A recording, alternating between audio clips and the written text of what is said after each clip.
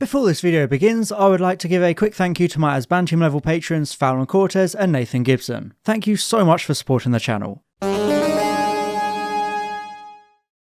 Every now and then, Doctor Who comes out with an episode that tries to push boundaries and experiment more than a college freshman. We've had stories in the land of fiction, episodes inside single locations, and even an episode with Peter Kay as a giant green alien monster absorbing Doctor Who fans. And with the latest 60th anniversary special Wild Blue Yonder, it seems as though we've had Doctor Who's newest experimental episode, seeing the 14th Doctor and Donna Noble whisked off to a mysterious spaceship where they come face to face with themselves as villains.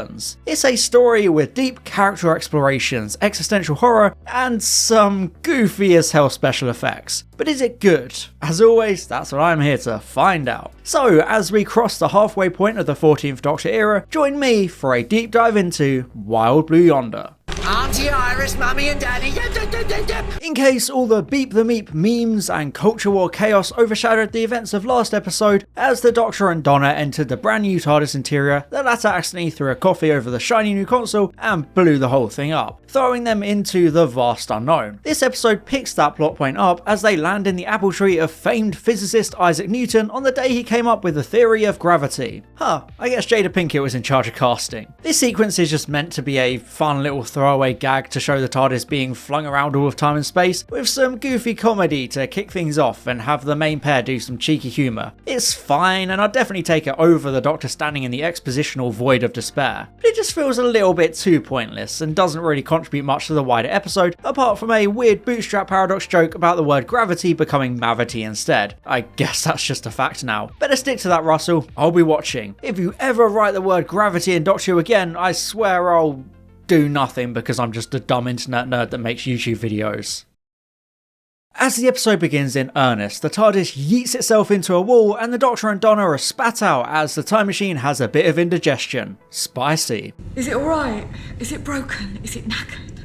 I don't know, Donna. Is it? It looks just fine to me. Jokes aside though, I do like the Doctor's misery at his brand new fancy TARDIS being torched into oblivion like this. He's just like, oh man, I only just got it. But don't worry, he just shoves his sonic screwdriver recovery drive in and suddenly everything is fine. Handy that. I actually do like what Wild Blue Yonder does with the TARDIS. A big issue of a lot of Doctor Who stories is the presence of the time machine itself. After all, if there are monsters and villains chasing you and trying to kill you, can't you just hop back into the magical time and space machine to, escape? Well, much like Cold War, this episode makes sure to eliminate the TARDIS entirely via the HADS, a system where the iconic blue box can just peace out to avoid danger. I do appreciate this, eliminating that ability for the Doctor and Donna to just leave and avoid the entire story from happening to begin with. They're physically trapped here, which makes for some genuinely interesting stakes, especially because the sonic screwdriver is also gone, preventing more magic wand shenanigans like we've seen so many times before. The HADS plot point also helps to build up the atmosphere of the story, suggesting there's something so terrifying it has scared even the TARDIS away, and the main characters must confront that threat in order to get the TARDIS back. It's a great example of building things up and introducing mystery and tension. It's then that the main duo walk into the scariest thing into the universe. Bad green screen. Seriously, what is this? You're telling me they had all those millions of pounds for the episode, and the best they could come up with was something that looks like Spy Kids. It's so bad. Just look at this horrible scene of the Doctor driving a space buggy down a CGI corridor. It's so awkward. The scale and lighting of this whole corridor is so off, it just doesn't look like it belongs even in 2023 Doctor Who. And sure, this quaint show has never exactly been James Cameron's Avatar, but it has already done better CGI and green screening than this in its own past. So this is a pretty comical step backwards that makes everything look so cheap.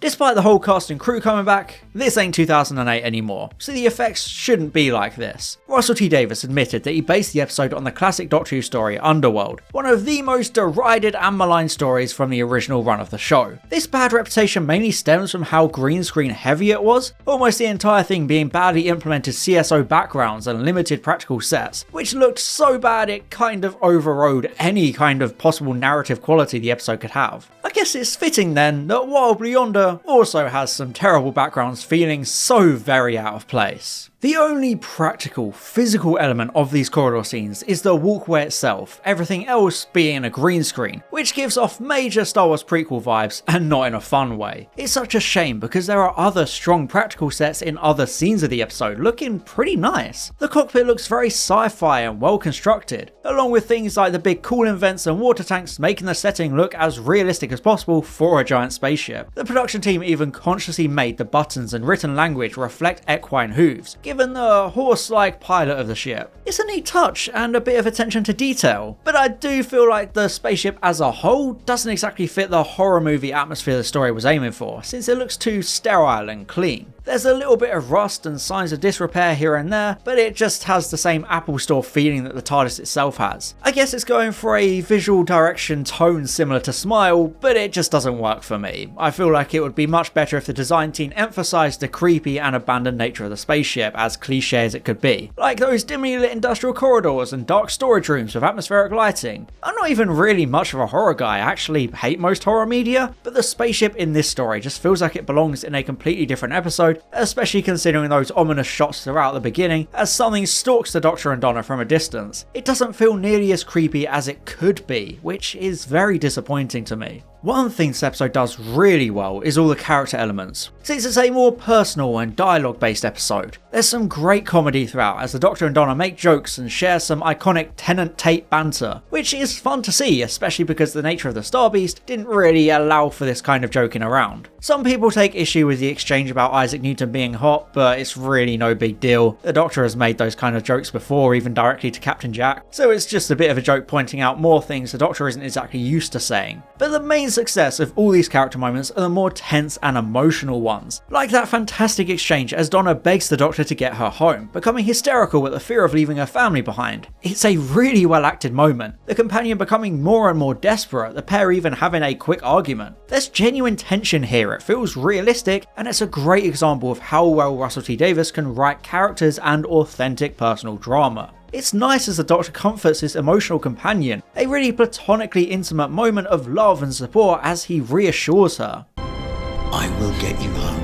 Their bond has grown so much deeper, especially because of their time apart, and this shines in a few touching moments, especially at the end where 14 comforts Donna in this silent embrace, much like the end of Midnight, with no words even needed. It's so well written on a character level. Another standout character moment is the brilliant scene of Donna realising how far from home she really is, and wondering just how long her family would wait for her. I wonder how long they'll wait.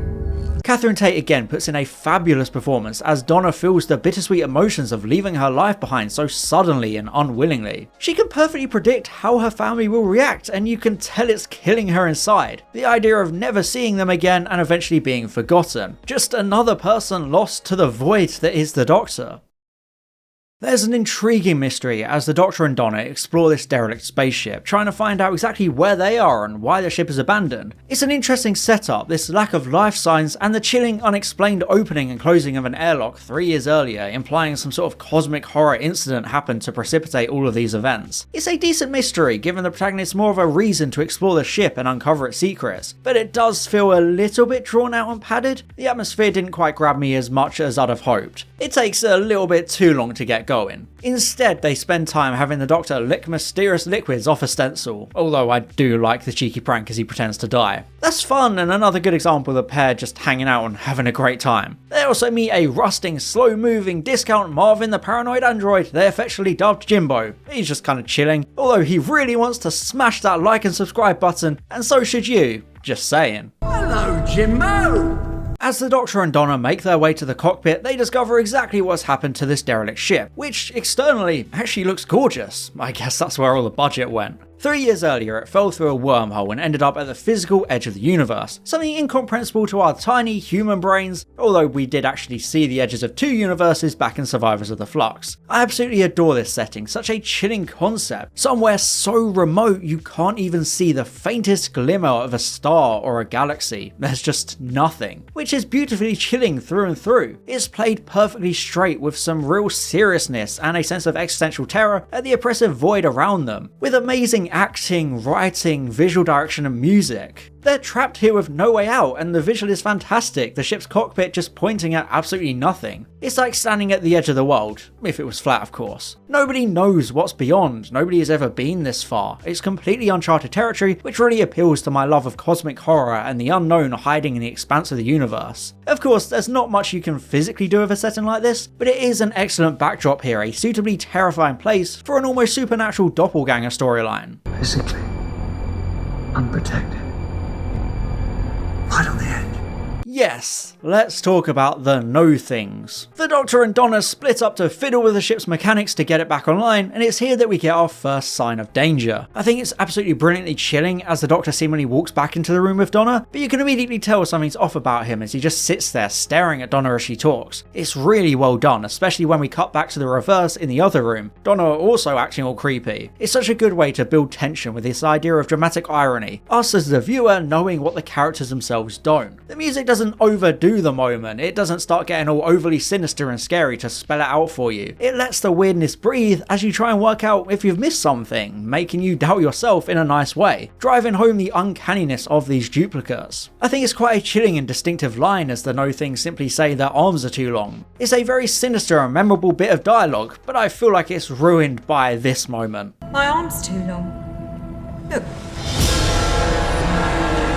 Did somebody say long arms? Yeah, I feel like if you're going to introduce terrifying doppelganger villains, the absolute worst way to do that is for them to immediately have a goofy giant arm. Like, it's cool it's a practical effect, sure, but it looks so out of place, and it feels more like a joke than the horror sting the music implies. It's so silly, and then becomes even funnier when the Doctor doubles it up with even bigger arms. And this is my biggest criticism of the episode. The villains just aren't scary, to me. They're clearly meant to be horrifying, but it just doesn't land. It reminds me more of the gangers in the Rebel Flesh, and that's not exactly a good thing, because those effects were just as bad, and that was over 10 years ago. So it's strange that the no things don't look any better than that. Flatline did this kind of concept so much better in my opinion, having all these morphing and uncanny vibes, but done in a genuinely creepy way, but here it's more unintentionally comedic. Like, how are you meant to be scared of this? Even kids probably don't find this super scary. It's evident that the intention was it to be a level of PG body horror, so sure they couldn't exactly John Carpenter this, but it just looks way too comical for me to feel any semblance of fear. I just couldn't keep it together.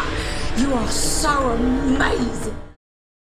I will concede that on an acting level, the no things are incredible. Tennant and Tate playing them is genuinely sinister and gleefully evil, you can tell they're having a great time. But once you introduce villains like these with BFG arms and giant slack jaws, you've kind of made it impossible to genuinely fear them later on. It cranks it up to 11 way too soon and taints what are brilliant conceptual villains. Like, just look at this awful set piece of them crawling after the Doctor and Donna with Snapchat filter faces. It's just so bad. And hey, before you comment, I get it. Doctor Who has always had more camp than an 80s slasher movie, but even by Doctor Who standards, this is so goofy and badly done. Russell T Davies wanted to make it an episode as scary as Midnight, you know, my favourite Doctor Who episode. And this shows as the no things come across as the love child of the Midnight Entity and the Boneless, but the way they're handled just doesn't achieve the success of either monster. I genuinely love the idea of the no things, these manipulative entities able to steal other people's identities and memories. That's an excellent concept for Doctor Who and something that has indeed worked for the franchise multiple times with lots of psychological horror, but sometimes less is more, and we don't get that here. The moment we get the body morphing campiness, it becomes a muddled mess, basically just a repeat of the Rebel Flesh. A lot of people defend the visuals of the no things by saying they're meant to be weird and goofy to create an uncanny vibe, or to serve as a commentary on AI image generation, but I just don't think it's that deep considering the weak CGI of the spaceship interior. I think it was just a misstep. Like, come on. Just look at crab walking David Tennant and tell me that's actually scarier than it is comedic. It all emphasises how this episode doesn't seem to know whether to be a terrifying Silence in the Library style horror story or a fun and comical schlockfest like Unicorn and the Wasp. It's so unbelievably messy and I couldn't get into it because the tone kept shifting so ridiculously. Like, one second you get Mr. Fantastic and Violet Parr inflating into a congealed blob of CGI, and then the next you have the Doctor and Donna walking down creepy dark corridors as if it's a terrifying horror movie. It just clashes with itself, rather ironically not being sure of its own identity and getting in its own way, which majorly drags it down as a horror story, especially when I personally grew up with some simple yet truly terrifying villains in the first Davis era. So it feels like a step backwards, a disappointing visual direction for some amazing monsters. You know, it's the age old saying, less is more. Since Wild Blue Yonder is part of the 60th anniversary trilogy, I do feel like they could have used the Not Thing concept as a bit of a cheeky excuse to slip in a cameo or two of previous Doctors. I know Davis explained he wanted it to be the most simple and normal episode of the specials, without finding William Hartnell cryogenically frozen in the basement, but it could have at least been a short little visual reference as the Not Doctor tries to reconfigure his face or something, similar to some of the hologram moments in Power of the Doctor. I don't know, it could have just been a cute little moment paying homage to the past. It doesn't make or break the episode, I don't care too much that there wasn't anything there, I wasn't expecting anything, it just would have been a nice touch. Anyway, I think the best uses of the No Things are when the episode does the traditional doppelganger storyline of tricks and deception as the villains try to manipulate the protagonists when they're split up. We get that stellar scene as it seems like the Doctor and Donna have been reunited, only for this to again be dueling scenes much like the Not Thing's first appearance. This time, however, it ups the ante by having us just as lost as the characters, because we can't believe or trust any of them. We've lost track of who is who through some editing trickery, which is absolutely brilliant storytelling, taking advantage of the concept. We have the usual tests of integrity and there's no way for us to know, so it's great to see, and it even gives us a bit of a look into Donna's backstory thanks to a humorous anecdote about her birth. So I arrived in Southampton, which allowed my mother to say I was a problem from the day I was born. However, these scenes are most notable for how they explore the Doctor, something the episode excels at in general. To start with, I like the moment of the Doctor wondering where the TARDIS has gone, suggesting this fantasy scenario where it becomes this big mythical monument that becomes the foundation of a giant city, standing there as eternity passes by. It's a wonderful speech that makes you visualise an actual time lapse almost, seeing exactly what the Doctor is describing. There's a subtle hint of the track This Is Gallifrey tucked in there, which is one of my favourite Series 3 tracks, and it works so well here, to underline that eternal nature of the TARDIS, how it stands as a monument to infinity, and can stand untouched as an entire civilization rises and falls around it. It's an excellent example of painting a picture with words.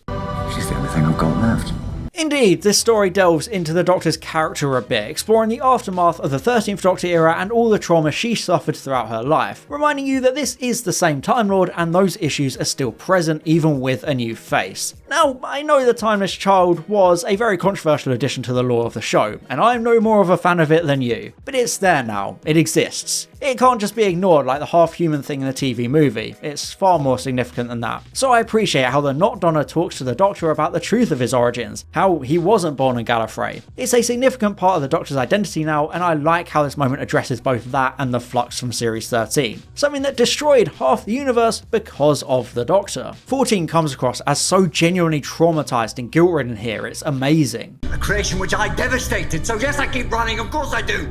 How am I supposed to look back on that? Without going to the dry well of bashing Chibnall, this moment lends so much more characterization to the Doctor than the 13th Doctor ever had when it came to these two big elements of our own era. Tennant kills it in these scenes, this fantastic emotional outburst of the things the Doctor has been bottling up since the end of Series 12. It doesn't make a huge deal out of those plot points, it's just a neat acknowledgement of those events. He has this moment of breaking down and letting it all out, feeling like the 10th Doctor for a little moment, but then he lets it go and moves on, processing that grief and adapting rather than continue to bottle things up and letting it tear him apart, further showing the differences between 14 and 10.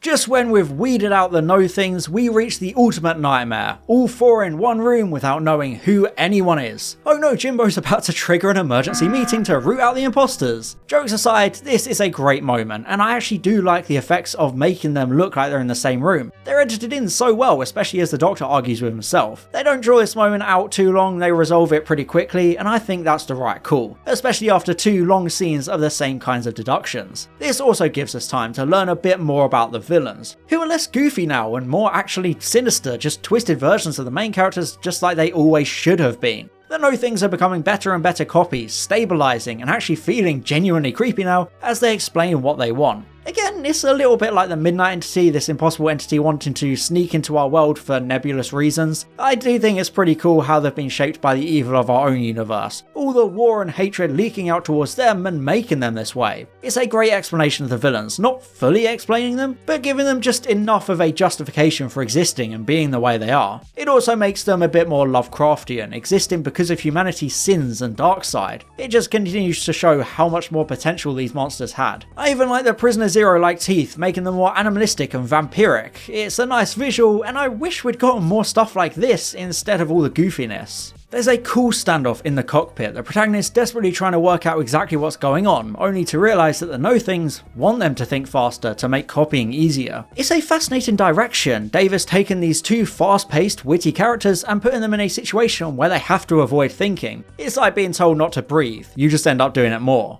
If we're slow, they can't read us. But the Doctor can never stop thinking for long, especially in such a mysterious setting that doesn't make any sense. There are too many questions, so it's a brilliant piece of manipulation that the villains go to the Doctor into giving into his own curiosity. After all, the Doctor is a character obsessed with knowing everything and having the answers to every question. So, when you put him on an abandoned spaceship at the edge of the universe with an unexplained loud banging noise and doppelganger monsters, he's gonna want to find out what's going on and why. It's just a great mini character examination and a nice way for the villains to get under the Doctor's skin. The loud banging noise from throughout the story then turns out to be the tether cable of the ship's pilot, who yeeted herself out of an airlock to hide her thoughts and defeat the villains, preventing them from being able to copy her anymore. It's a very good twist, and there's some great tragic music underlying the sadness of the reveal, and further showing just how messed up this all is that that's the only escape. But things really kick into gear as the Doctor works out the captain set the ship to slowly become a bomb. The process happening so slowly that No-Things couldn't realise what she was doing. It's a great explanation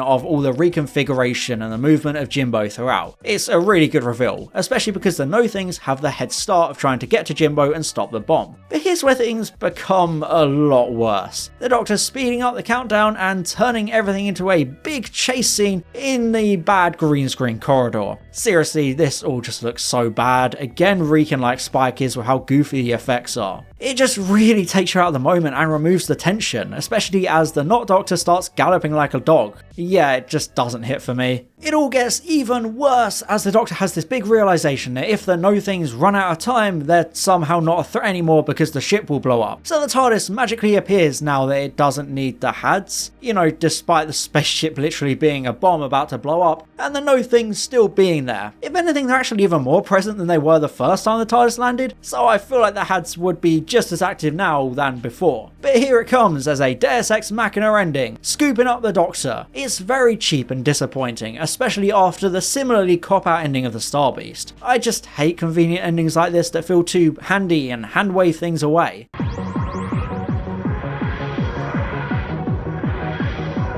Davis somehow wrote himself into a big corner here, so just use the TARDIS as a get out of jail free card and it feels so unsatisfying. I do love the idea of the Doctor picking up the wrong Donna though, showing just how convincing the copy has become that it feels even more real than a genuine article, and there's the potential for some great character drama there. He thinks he knows her, but he gets it completely wrong, and it is pretty cool as the Not Donna stands in the TARDIS entryway with a dark look on her face, whilst the real Donna stands there begging for the Doctor to come back and save her. It's another neat use of the doppelganger concept, having the Doctor make the big mistake and accidentally give the villains exactly what they wanted, this time and space machine they can use to cause havoc. But I just hate the whole Donna fake out death, it's so unnecessary. We get this big dramatic moment as emotional music kicks in and Donna watches in slow motion as the slowest spaceship explosion in the history of explosions makes its way towards her. It's meant to be heart-wrenching and sad, this hugely tragic thing that she's been condemned to death. But she's not going to die, but it's not fooling anyone. You don't kill off the returning companion in the second episode of a trilogy. So there's no real stakes or emotional investment in the scene. It rings hollow and feels like forced drama for the sake of it, shoehorning in this climactic fake-out death. There's just something about it that really rubs me the wrong way, coming across so cheap and contrived. The Doctor also immediately spots the deception and yeets the Not Donna as if she's on a water slide, which looks really awkward. I don't know, I just find it so disappointing and weak as an ending. Somehow even more contrived and disappointing than the climax of the Star Beast before it. It's all too convenient and easy.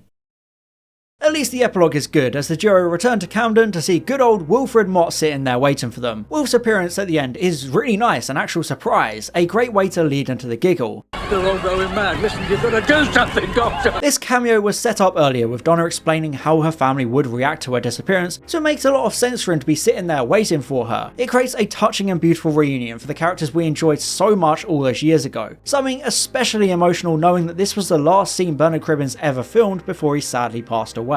In the behind the scenes material, you can genuinely see how thankful everyone was that he was able to do this, just have that last moment in the Doctor universe, so it's really sweet to see. Wilfred Mott.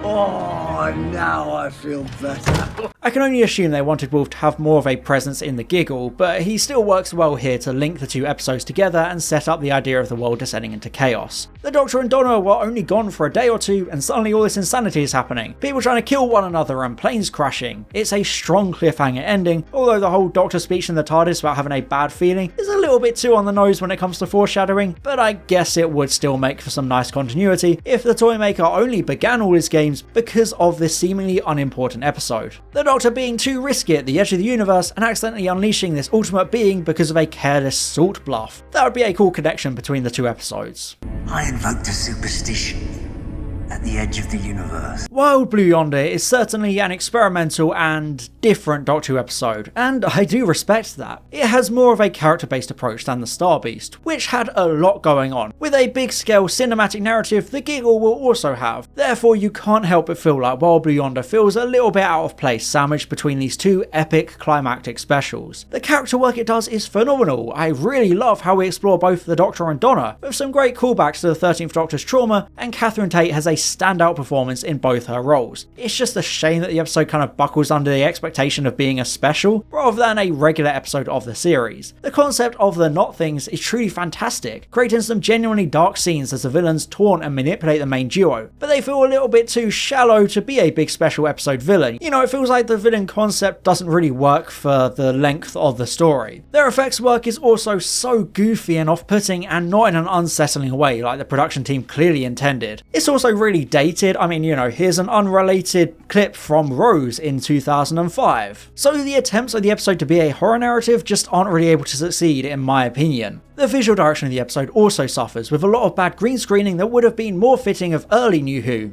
Here's another unrelated clip from End of the World. The spaceship corridor really needed more practical effects to match the other rooms, instead of having so much CGI. I also felt like the sound mixing was pretty terrible, an issue I've seen other people mention, so it wasn't just me. As controversial as it might be, I think I might give the Wild Blue Yonder a high C on the specials tier list, which is still a strong grade, don't get me wrong, that's slightly above average, so it's by no means an insult. Wild Blue Yonder definitely had higher highs than the Star Beast, but in my opinion it had lower lows, so the first special was just a little bit more consistent as a Doctor Who special. I want to like this episode, I really do. It has so many excellent ideas and chilling antagonists, but it squanders them with some easily fixable issues I personally just can't overlook this time because the show has given us so much better so often before. It's such a hard episode to judge, and I know it was received really well by most fans, so I'll probably get a lot of hate for my opinion on it, but it was just way too tonally inconsistent and messy for me to really enjoy, especially with the cheap Deus Ex Machina ending. But what do you think? Am I just being a Grinch and being harsh? Let me know in the comments, and please remember this was all just a subjective review. Thank you very much for watching, and as always, I'll see you next time. Bye bye. And I'd just like to thank my Asbantium level patrons, Fallon Cortez and Nathan Gibson, my Diamond level patron Glenna Clark, my Platinum level patrons Maximilian Foreman and Nick Games, and all my Gold level patrons Boots, Daniel Shillito, Francois aka Line Vortex, Robert Hock, and Tom Azar. Thank you so much for your support.